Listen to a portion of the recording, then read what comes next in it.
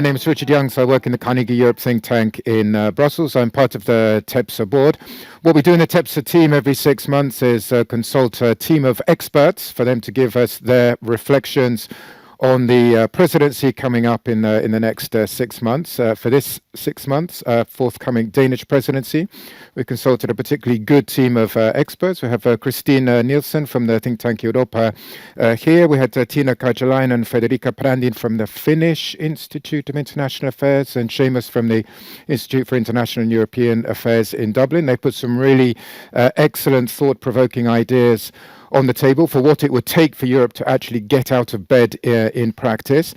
Many of the issues we've put in our 6-monthly recommendations to the presidency here. People can consult online. Many of the issues we've put on the table, as Jim was saying, are fairly obvious. Will be of no surprise to anyone here, but we hope we offer a few thought-provoking ideas, suggestions, some provocations, if you will, that might guide our discussions over the next day and a half. Obviously, the overwhelming focus is on security, as Jim was saying, and particularly on Ukraine. We all know the conflict is in something of a limbo at the moment, and during the 6 months that Denmark will preside the EU, that limbo has to stop. One way or the other, it has to stop. Either there has to be some kind of putative peace deal, and Europe will have to step forward and in some form or other help enforce that deal, or there will not be a deal. And if there is not a deal, Europe will have to step forward with a qualitative upgrade in its security support to Ukraine. Our recommendations suggest Denmark is well positioned to try and marshal the EU through this challenging period. There will be more debate about this very distinctive Danish model of direct support to Ukraine. That is likely to become a lot more pertinent over the next 6 months. But we also make an additional point, which is the debate cannot just be about providing this kind of immediate security support to Ukraine. Europe needs a broader, more geopolitical vision for how Ukraine is likely to fit into the new European order that will emerge as a result of this conflict. So we suggest some interesting ideas there that might inform debate over the next day and a half. But we also make an additional point. The agenda will, unsurprisingly and rightfully, be dominated by Ukraine, but Denmark, the Danish presidency, will also have to try and ensure that other equally important conflicts are not neglected. We all know the tragedy that is unfolding in Gaza right as we speak. We all know the EU has underperformed on this issue. Denmark will have to try and conjure up some kind of working agreement within the European Union on the issue that we all know is probably the most divisive issue in the EU. This will be difficult. The foreign policy agenda is always difficult for any presidency, but I think the fact that there will be this one conflict that stands at such a defining moment, while another is reaching these depths of tragedy that the EU at the moment has got nowhere dealing with in its diplomatic relations, will be of unique challenge to the Danish presidency. The security dimension will run through all these foreign policy debates. We all know that this is the focus of Christine's contribution. Rearming Europe is necessary, is overdue. It will accelerate. The process will accelerate during the Danish presidency, but we also make an additional point, which is that there needs to be a qualitative reassessment of what European security means. That debate should not be neglected by the necessary focus on rearming. Rearming Europe is necessary but not sufficient. And here we suggest that Denmark is one of the countries that has advanced in recent years on a qualitative rethinking of what security means, non-traditional forms of security, and it will be of increasing importance to try and filter this kind of new thinking around security into the EU agenda over the next few months. Trade wars will also heat up during the next 6 months. The EU has not yet really defined a concise and coherent position on responding to the trade sphere. You all know that the EU has defined a policy of economic security, but not yet implemented this or suggested how it is to be operationalized with sufficient precision. So we argue that Denmark will have to advance this vitally important agenda and to take forward the necessary challenge of defining what kind of economic statecraft the EU is really committed to, how this economic statecraft relates to all these other issues of traditional forms of security that I've just been outlining. This trade dimension will become more acute during the next 6 months, and the presidency will be obliged to try and hammer out a more comprehensive economic security response on the part of the EU to these impending trade challenges. We suggest as an integral part of this, the EU will have to move gradually from a traditional form of transatlanticism to a more global set of partnerships. We have a session on this tomorrow, but we also suggest that so far the EU's approach to building these global partnerships has been a little bit lacking in really significant game-changing substance.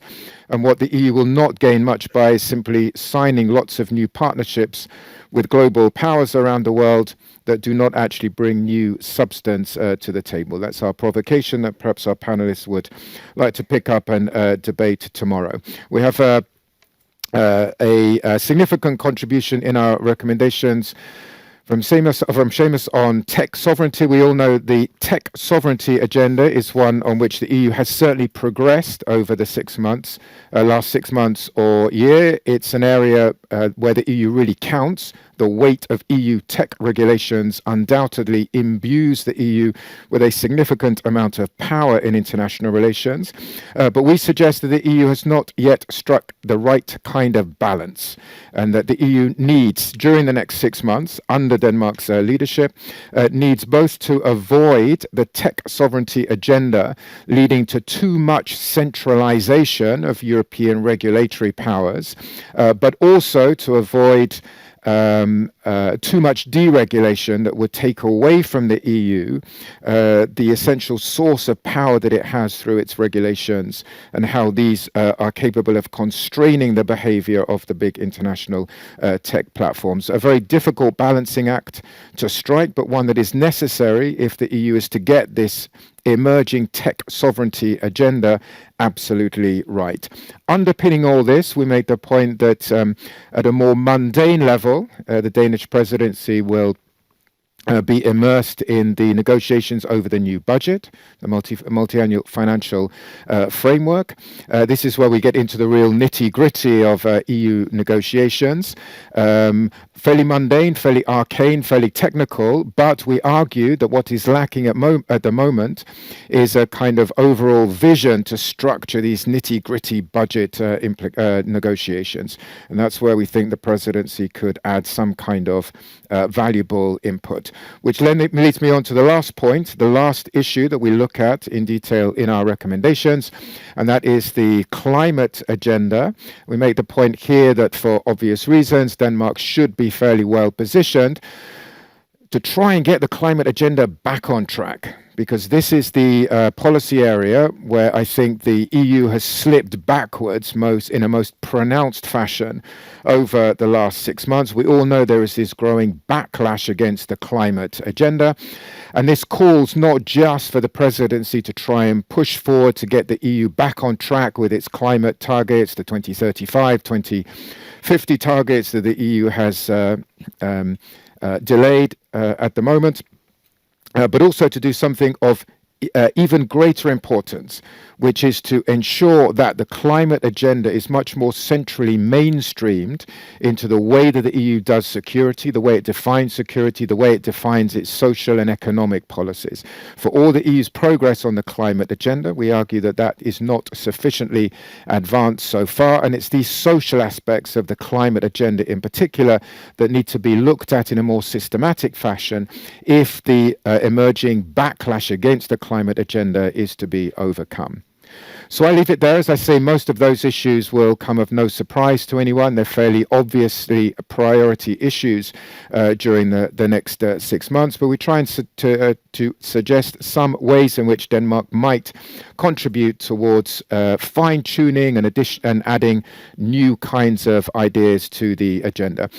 Each 6 months, when we issue these recommendations, we ask one underlying question, which is whether the upcoming government taking on the presidency has particular advantages or disadvantages in running the presidency over the 6 months. And we do the same with Denmark. Denmark is clearly well positioned on some of these policy dossiers, security, climate and the like, but Denmark, like any country, also has some disadvantages and some challenges in running the EU over the next 6 months. On some of these agenda items, Denmark is seen as having positions that have perhaps not been completely mainstream within the EU, have engendered some opposition and pushback from other member states. So it will be a challenge for Denmark to hold some of its traditional positions, but at the same time to conjure up and articulate positive consensus with other member states. So it will be challenging. And in particular with this, as I leave this as a concluding thought, that underlying all these individual policy challenges, there is something structural happening to the European project at the moment. The accumulation of all these security and climate and economic and political challenges is that there are growing calls for a fundamental rethink and reform of the European project. This is way beyond the Danish presidency to try and resolve this kind of underlying existential challenge. But this will be an issue that runs like a thread through all of these policy issues over the next 6 months.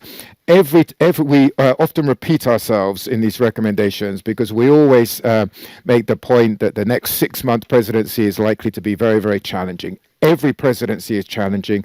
Every presidency has to deal with these acutely difficult challenges.